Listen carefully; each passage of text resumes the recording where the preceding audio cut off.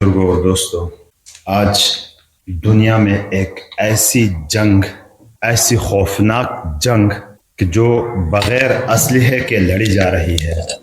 ملحد اور مشرک غیر مسلم لوگ اس جنگ سے بہت مطمئن اور بہت خوش ہیں کہ بغیر کسی اسلحے کے وہ جنگ ہم کافی حد تک جیت رہے ہیں، اور جس کی وجہ سے ہماری نئی نسل، ہماری نوجوان نسل ان کے ٹارگٹ میں ہے اور ان کو قابو کرنے کی وہ کوشش کر رہے ہیں۔ وہ جنگ ہے جس کو عام طور پر سمجھا بھی نہیں جاتا اور اس کے لیے کوئی تیاری بھی نہیں ہے۔ وہ آج کے دور کی خطرناک خوفناک جنگ سوشل میڈیا کی جنگ ہے، انٹرنیٹ کی جنگ ہے اور موبائل کی جنگ ہے، اسمارٹ موبائل کے نام پر۔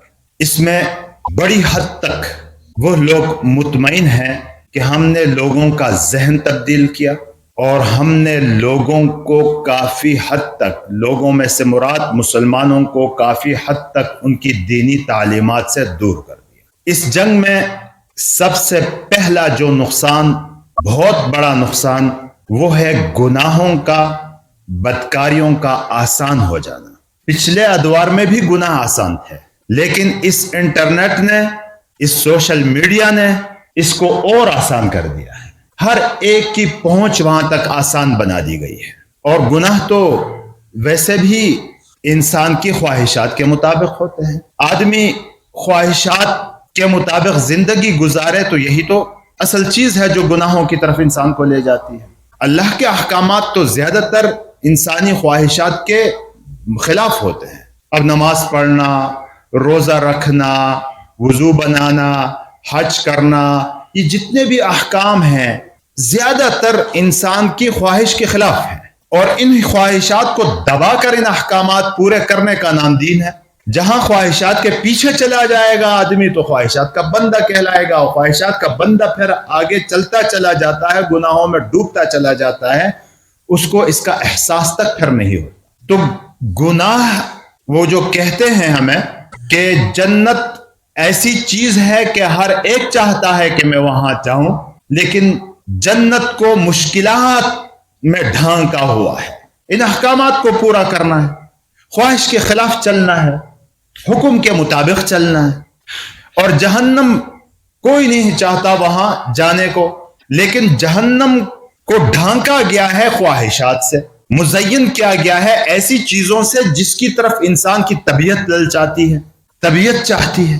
تو گناہ تو ویسے بھی آسان ہے، لیکن آج کے دور نے اس کو مزید آسان سے آسان تر بنا دیا ہے، سوشل میڈیا نے۔ یہ گناہوں کا آسان ہونا بذات خود ایک آزمائش اور امتحان ہے۔ قرآن پاک میں جگہ جگہ اس کا ذکر بھی ہے۔ بنی اسرائیل کا جو واقعہ ہے کہ اللہ نے ان کو حکم دیا کہ اتوار کے ہفتے کے دن، یوم السبت، ہفتے کے دن آپ شکار نہیں کھیلیں گے، مچھلیاں نہیں پکڑیں گے۔ دریا کے کنارے تھے وہ، تو مچھلیاں ان کی مرغوب چیز تھی، ان کا مرغوب مشغلہ تھا، تو ان کے لیے اللہ تو امتحان لیتا ہے اپنا حکم دے کر کہ یہ کتنے حکم کے پابند ہیں، یہ لوگ حکم کو توڑتے ہیں یا حکم کو بجا لاتے ہیں۔ یہی تو امتحان ہے، یہی تو آزمائش ہے، ورنہ تو کافر بھی زندگی گزارتا ہے، مومن بھی زندگی گزارتا ہے۔ آزمائش تو یہی ہے کہ حکم کا پابند کون ہے اور حکموں کو پامال کون کرتا ہے، توڑتا کون ہے، عمل کون کرتا ہے۔ تو بنی اسرائیل کو حکم ہوا کہ ہفتے کے دن آپ شکار پہ نہیں جائیں گے اور مچھلیاں نہیں پکڑیں گے، اور آزمائش دیکھیں پھر، حکم ہوا اور پھر آزمائش، کہ عام دنوں میں تو اکا دکا کوئی مچھلی آ کے جال میں پھنستی، محنت کرنی پڑتی، مشقت کرنی پڑتی۔ ہفتے کے دن مچھلیاں وافر مقدار میں آ رہی ہیں، بہت زیادہ آ رہی ہیں۔ اب یہ آزمائش تھی۔ ایک حد تک تو انہوں نے پابندی کی کوشش کی، بالآخر ہیلے بہانے بنائے اس کے لیے، اور دوسرے دنوں میں جال ڈالتے ہفتے کے دن کے لیے، اور پھر ہفتے کے دن کے علاوہ میں اس کو نکال کے مچھلیاں لے جاتے گھروں کی۔ ندی نالیاں کچھ اس طرح کی بناتے کہ مچھلیاں آ کے ہفتے کے دن اس میں پھنس جاتی اور وہ اتوار پیر کے دن میں نکال لیتے اس کو. تو ہیلے بہانے بنائے تو اللہ کے عذاب میں وہ مبتلا ہوا ہے، کیونکہ حکم انہوں نے توڑا، حکم پورا نہیں کیا.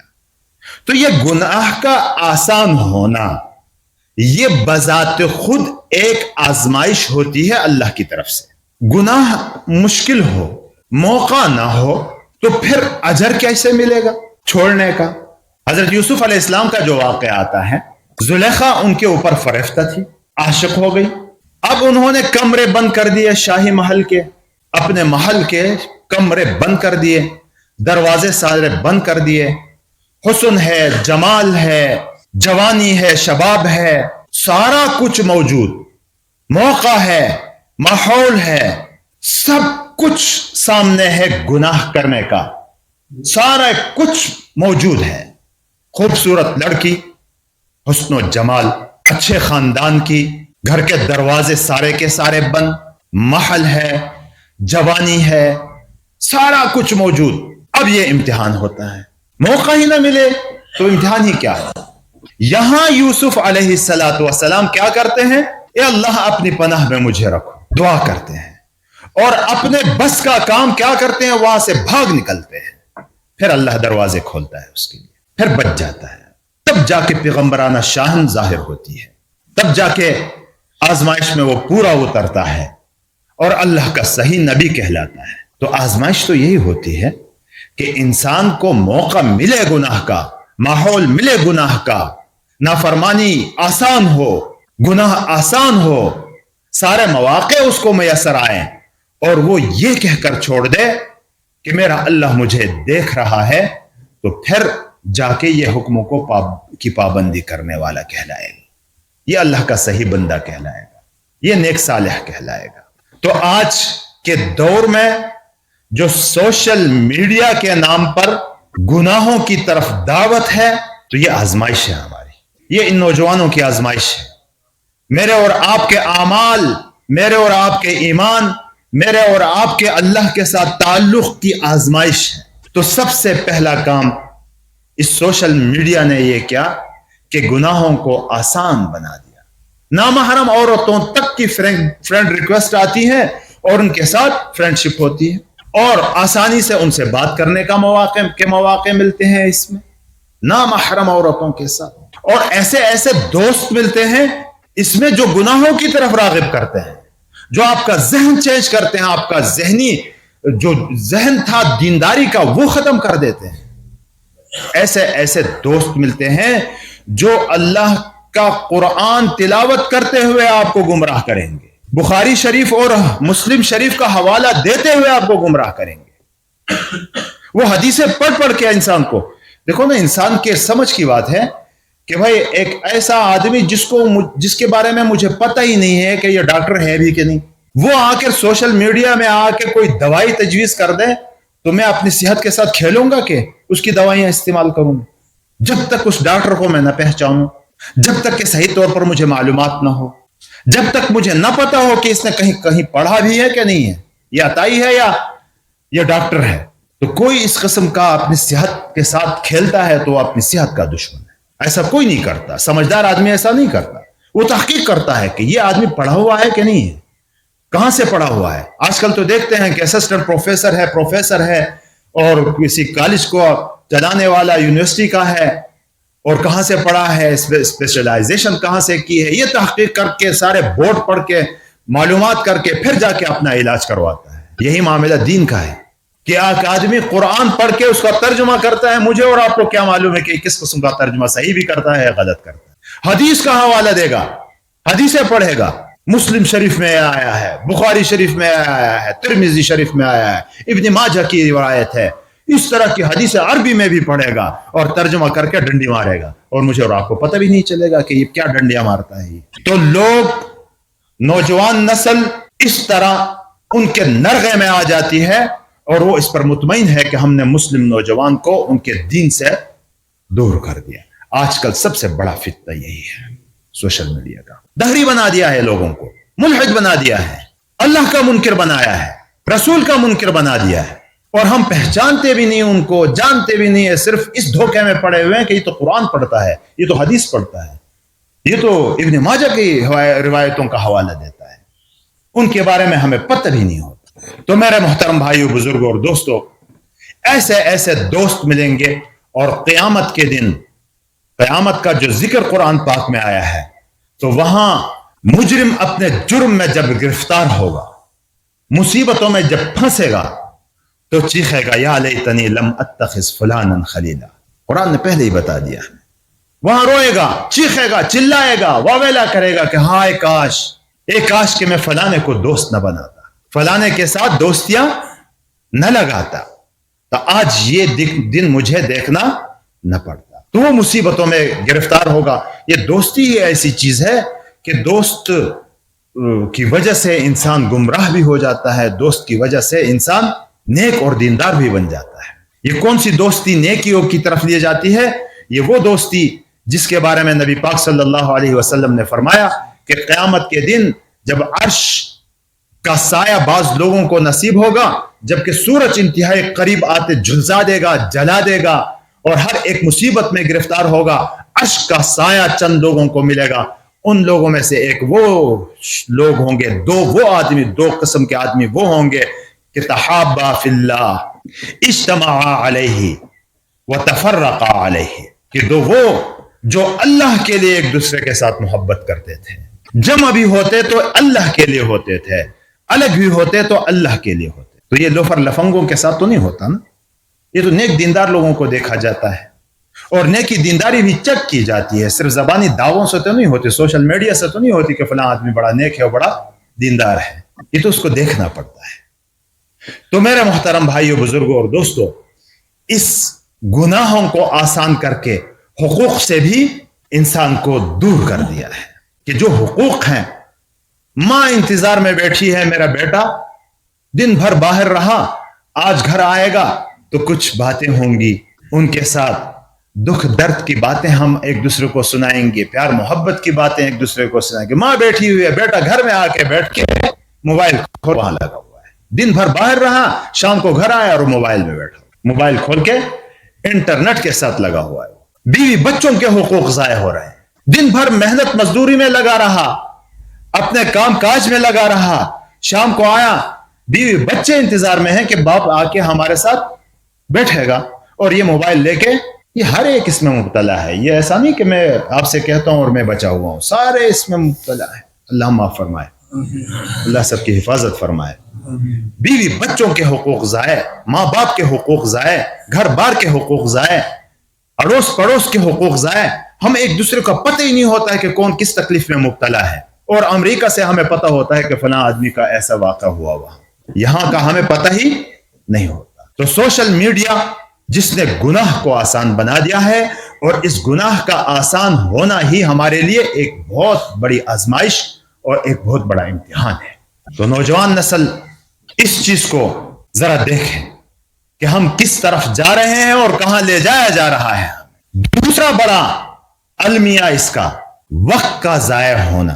انسان کی قیمتی چیز، قیمتی سرمایہ اس کا وقت ہے، اور یہ انٹرنیٹ، یہ سوشل میڈیا ہمارے وقتوں کو تباہ کرنے والی چیز ہے۔ آیا آدمی دیکھنے کے لیے کوئی ویب سائٹ دینی ہے، دیکھتا ہے، کھولتا ہے، اور جب اسکرولنگ کرتا ہے اوپر نیچے اس کو لے جاتا ہے، تو بیچ میں اور بھی بہت ساری واقعات آ جاتی ہیں، جا کے گناہ میں بھی مبتلا ہو گیا، اور وقت بھی گیموں میں ضائع کر دیا، یا کوئی گیم آ گیا، یا کوئی ایسی چیز آ گئی، پتہ بھی نہیں چلتا، گھنٹوں کے گھنٹے اس کے تباہ ہو گئے، اس میں گھنٹوں کے گھنٹے تباہ ہو گئے اس میں۔ اور قیامت کے دن اس بارے میں بھی قرآن نے ہمیں بتایا کہ انسان جو روئے گا، اسی وقت کے بارے میں روئے گا قیامت کہ ایک لمحہ مجھے دے دیں، اے اللہ ہمیں وقت واپس دے دے، اخرجنا، ہمیں نکال دیں اس عذاب سے، نعمل صالحا، ہم نیک اعمال اب کریں گے۔ اسی وقت کے بارے میں ہی تو ہے۔ اللہ فرمائیں گے اولم نعمرکم، آج سے 1500 سال پہلے ہمیں بتایا گیا ہے۔ وہاں پوچھا جائے گا کہ کیا میں نے تمہیں عمر نہیں دی تھی، زندگی نہیں دی تھی، وقت نہیں دیا تھا؟ کیا تمہارے پاس پیغمبر نہیں آئے، پیغمبر کے وارث نہیں آئے؟ آپ کو سمجھانے والے نہیں آئے, آپ کو کسی نے بتایا نہیں, سارا کچھ ہو گیا ہے, ساری حجتیں تام ہو گئی ہیں, پیغمبر کی تعلیمات موجود ہیں, پیغمبر کی تعلیمات کو بتانے والے موجود ہیں, قرآن موجود ہے, قرآن بتانے والے موجود ہیں. کیا ہم نے اس کے لیے وقت نکالا کہ گھنٹوں گھنٹوں ہم انٹرنیٹ میں, سوشل میڈیا میں اور ان واہیات میں اپنے اوقات کو ضائع کرتے ہیں؟ وہاں ہم سے پوچھا جائے گا. اور تیسرا بڑا جرم سوشل میڈیا کا, انٹرنیٹ کا, ہمارے اسمارٹ فونز کا, وہ کیا ہے؟ اس میں عام طور پر نوجوان نسل مبتلا ہے کہ بے تکی, بغیر تحقیق کے کوئی بات آ جاتی ہے اس کو آگے شیئر کرتے ہیں. بھائی سوشل میڈیا ایک ایسا پلیٹ فارم ہے کہ یہاں کوئی بھی بیٹھ کر کوئی خبر بنا سکتا ہے, گھر میں بیٹھ کر. عشریت میں کچھ بھی نہیں ہوا ہے, وہ ایک خبر بنا کر دے دے گا. امریکہ کا آدمی سوچ کے دیکھ کے کہے گا کہ وہ عشریت میں تو اتنا بڑا واقعہ ہوا ہے, یہاں کچھ بھی نہیں ہوا ہوگا. پہلے تو یہ پرنٹ میڈیا اخبارات کے شکل میں یا electronic media T V radio کے شکل میں کچھ نہ کچھ تحقیق اس کی ہو جاتی تھی. سوشل میڈیا میں آ کر تو بغیر تحقیق کے ساری چیزیں آ جاتی ہیں, اور سیدھے سادے نوجوان آ کے سمجھتے ہیں کہ یہ حقیقت ہے, حالانکہ کوئی حقیقت کے ساتھ اس کا تعلق نہیں ہوتا. کوئی بات, کوئی خبر کسی کے بارے میں آ جائے, آگے شیئر کر دیا آپ نے, تو اس افواہ پھیلانے میں اور آپ بھی شامل ہو گئے. جو شیئر کرنے والے ہیں ہم سب شامل ہو گئے. ہمیں تو حکم قرآن نے یہ دیا ہے کہ کوئی ایسی خبر تم تک پہنچے تو پہلے تحقیق کرو. خود نہیں کر سکتے ہو تو ان لوگوں تک پہنچاؤ جو تحقیق کر سکتے ہیں, ان سے پوچھ کر پھر آگے پھیلانے کی ضرورت ہو تو پھیلاؤ, ضرورت نہیں ہے تو مت پھیلاؤ اس کو. اور یہاں کیا ہوتا ہے, وہاں بٹن لگا ہوا ہوتا ہے شیئر کا, تو کوئی خبر پسند آ گئی اور بغیر سوچے سمجھے بے تکی باتیں اس کو شیئر کر. بعض دفعہ تو ایسا بھی ہوتا ہے کہ حدیث ہوتی نہیں ہے, کوئی حدیث کہہ کر اس کو شائع کرتا ہے اور لوگ اس کو حدیث سمجھ کر شیئر کرتے ہیں. تحقیق ہی نہیں ہوتی کہ یہ حدیث بھی ہوتی ہے. مثال کے طور پر ایک حدیث مشہور ہے کہ جو رمضان آنے کی سب سے پہلے خبر دے گا تو اس کو پتہ نہیں کیا کیا ثواب اس میں لکھا ہوا ہوتا ہے. کہیں حدیث میں کہیں ذکر نہیں ہے اس کا, کسی بھی حدیث میں اس کا ذکر نہیں, کوئی حدیث ایسی موجود نہیں ہے. لیکن دیندار آدمی سوچتا ہے کہ چلو یہ حدیث آ گئی, اس کو شیئر کر دو, آگے شیئر کر دو. کتنا نازک مرحلہ ہے یہ. حضور نبی اکرم صلی اللہ علیہ وسلم نے فرمایا من کذب علی متعمدا فلیتبوأ مقعدہ من النار. بہت سخت وعید ہے کہ جھوٹی میری طرف کوئی بات منسوب کر دے حدیث کہہ کر تو وہ اپنا ٹھکانہ جہنم میں بنا دے. بے تکی باتیں. ایک دن آیا کہ ربیع الاول کے جو پہلے خبر دے گا تو اس کے لیے جنت پکی. وہ کہاں ہے, کس حدیث میں ہے, کسی دینی تعلیم میں نہیں ہے. تو بے تکی باتیں آگے شیئر کی جاتی ہیں, آگے پھیلائی جاتی ہیں, دینداری سمجھ کر اس کو سمجھا کیا جاتا ہے. کوئی خبر آگے پھیلائی جاتی ہے, کوئی بات کسی کے متعلق آ جائے, فلاں نے چوری کی, فلاں نے ڈاکہ کیا, کوئی تحقیق نہیں. حدیث پاک میں نبی پاک صلی اللہ علیہ وسلم نے ہمیں آج سے 1500 سال پہلے بتایا, کفا بالمرء کاذبا ان یحدث ما سمع او کما قال علیہ السلام بکل ما سمع, کہ آدمی کے جھوٹا ہونے کے لیے یہ بات کافی ہے کہ جو بھی سنے وہ آگے لے جائے, اس کو آگے پھیلائے اس کو. فلاں نے چوری کی, میرے کان تک بات پہنچی. پرانے زمانے میں تو کچھ چغل خور قسم کے لوگ ہوتے تھے اور پھر عورتوں میں یہ چیز مرض زیادہ پایا جاتا تھا. آج کل سوشل میڈیا نے اس کو ایسا کر دیا ہے کہ ہر بندہ پھر اس کو شیئر کرتا چلا جاتا ہے. یہ یاد رکھے کہ قیامت کے دن جو چیز ہم نے شیئر کی ہے, کسی کے بارے میں کوئی الزام لگایا ہے, کسی کے اوپر چوری کا, ڈاکہ کا, فحش کام کا, کسی گندے کام کا جو بھی الزام لگایا ہے, قیامت کے دن اس کو ثابت بھی کرنا پڑے گا. اللہ پوچھیں گے, اللہ ہم سے پوچھیں گے کہ یہ جو آپ نے لگایا تھا آپ کے پاس ثبوت کیا تھا. جس چیز کو ہم دنیا کی عدالت میں ثابت نہیں کر سکتے اس کو آخرت کے اللہ کی عدالت میں کیسے ثابت کریں گے. تو میرے محترم بھائیو, بزرگوں اور دوستو, ان چیزوں سے بچنا ہے. یہ ہماری آخرت تباہ کرنے والی چیزیں ہیں. یہ بھی ہے کہ سوشل میڈیا کو ہم برا کہہ کر چھوڑ دیں گے تو نوجوان نسل تو اس کی طرف چلی گئی ہے. اس کا مثبت استعمال بھی ہے, صحیح استعمال بھی ہے. اس میں وہ باتیں شیئر کریں گے کہ جس سے مجھے اور دوسروں کو فائدہ پہنچے. ان لوگوں کی باتیں شیئر کریں گے جن کو ہم جانتے ہیں کہ یہ صحیح لوگ ہیں. کیوں؟ اس لیے کہ کل کو ہم یہاں نہیں ہوں گے، مرے ہوئے ہوں گے، ہماری شیئر کی ہوئی چیز اس سائٹ پر، اس پیج پر، اس چینل پر موجود ہوں گی، اور ہمارے مرنے کے بعد بھی وہ چلتی رہیں گی. کوئی بری چیز، کوئی گانا، کوئی فحش چیز، کوئی پروپیگنڈا، کوئی کسی کے خلاف بات، وہ ہم نے شیئر کی ہوگی، ہم قبر میں ہوں گے اور ہمارے نامہ اعمال میں وہ چیز لکھی جائے گی. اور اگر کوئی اچھی چیز ہے، کوئی دینی چیز ہے، کوئی اچھا کلپ ہے، وہ ہم شیئر کریں گے، ہم مرے ہوئے ہوں گے، قبر میں ہوں گے، وہ چیز چلتی رہے گی، وہ نیکی ہماری طرف آتی رہے گی، وہ ہمارے نامہ اعمال میں وہ آتی رہے گی. تو اس کا مثبت استعمال بھی ہے، اچھا استعمال بھی ہے.